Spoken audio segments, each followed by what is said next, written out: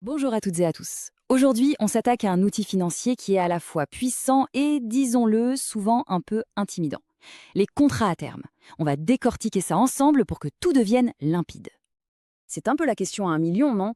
Imaginez, comment est-ce qu'on peut bien se mettre d'accord sur un prix maintenant pour du pétrole ou du blé qu'on ne recevra que dans 3 ou 6 mois? Eh bien, c'est exactement le problème que les contrats à terme sont venus résoudre. Et attention, cette idée ne sort pas d'un super ordinateur de Wall Street, pas du tout. Ça a plus d'un siècle et ça a commencé de manière très terre-à-terre avec des agriculteurs. Eux, leur but était simple, garantir un prix de vente pour leur récolte des mois à l'avance pour ne pas être à la merci des aléas du marché. Tout est parti de là. Bon, alors c'est quoi exactement cette fameuse promesse sur un prix futur? Entrons dans le cœur du réacteur pour voir comment ça fonctionne. Voilà la définition officielle. Et il y a deux mots absolument cruciaux ici. Engagement ferme. On n'est pas dans une option qui donne le droit de faire quelque chose. Non, ici c'est une obligation. Une fois que l'accord est passé, les deux parties sont légalement tenues d'aller jusqu'au bout. Pour que ce soit encore plus simple, on peut voir ça comme une recette de cuisine avec 4 ingrédients. Premièrement, l'accord. On s'engage à acheter ou à vendre. Deuxièmement, l'actif. On parle de quoi au juste. Troisièmement, la date d'échéance. C'est pour quand. Et enfin, l'ingrédient principal, le prix qui lui est bloqué, gravé dans le marbre dès le premier jour.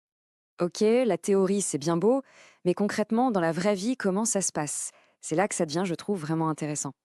Pour éviter de rester dans l'abstrait, on va prendre un seul et même exemple tout au long de cette explication, un contrat à terme basé sur l'indice star de la Bourse de Paris, notre bon vieux CAC 40.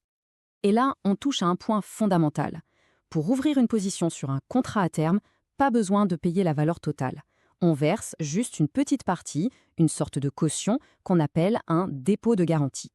Disons, dans notre exemple, que pour 2 contrats, ce dépôt est de 5 000 euros. Et voilà où c'est assez bluffant. Avec ces seulement 5 000 euros de dépôt, on se retrouve en fait à contrôler une valeur sur le marché de 65 610 euros. Vous voyez l'écart? C'est absolument énorme. Ce phénomène, ça porte un nom. C'est l'effet de levier. C'est la capacité à contrôler une grosse somme d'argent avec une mise de départ bien plus faible. C'est un outil extrêmement puissant qui, bien sûr, amplifie les gains potentiels, mais attention, il amplifie aussi les pertes potentielles.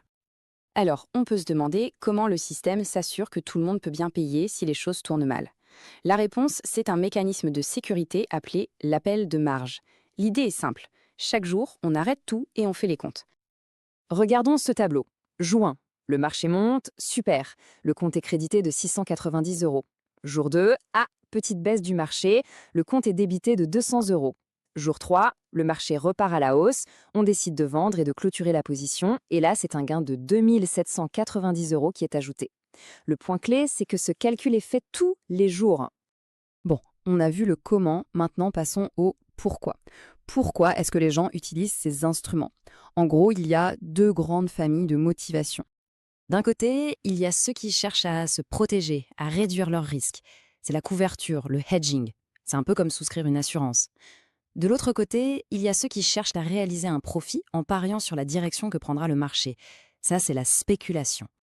Prenons un cas pratique de couverture. Un investisseur a un portefeuille d'actions de 150 000 euros et il a peur que le marché s'effondre. Il va donc vendre des contrats à terme pour parier sur la baisse. Le marché chute, son portefeuille d'actions perd de la valeur, forcément. Mais en parallèle, sa position sur les contrats à terme lui rapporte de l'argent. Le gain d'un côté vient annuler la perte de l'autre. Le résultat, c'est que la valeur de son portefeuille est comme gelée, protégée de la tempête. Allez, on arrive au bout de cette analyse. Essayons de synthétiser les points les plus importants à garder en tête. S'il n'y avait qu'une seule chose à retenir, ce serait celle-ci. L'effet de levier, c'est une arme à double tranchant. C'est un amplificateur. Il peut démultiplier les gains de manière spectaculaire, mais il peut aussi creuser les pertes à une vitesse vertigineuse. C'est à manipuler avec une prudence extrême.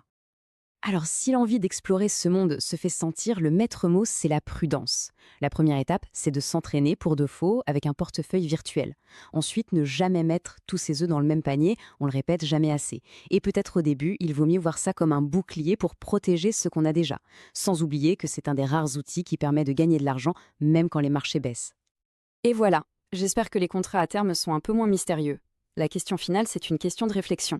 Maintenant qu'on comprend mieux les rouages, est-ce que ça change notre perception du risque et des opportunités sur les marchés financiers? Merci beaucoup d'avoir suivi cette analyse et je vous dis à très bientôt.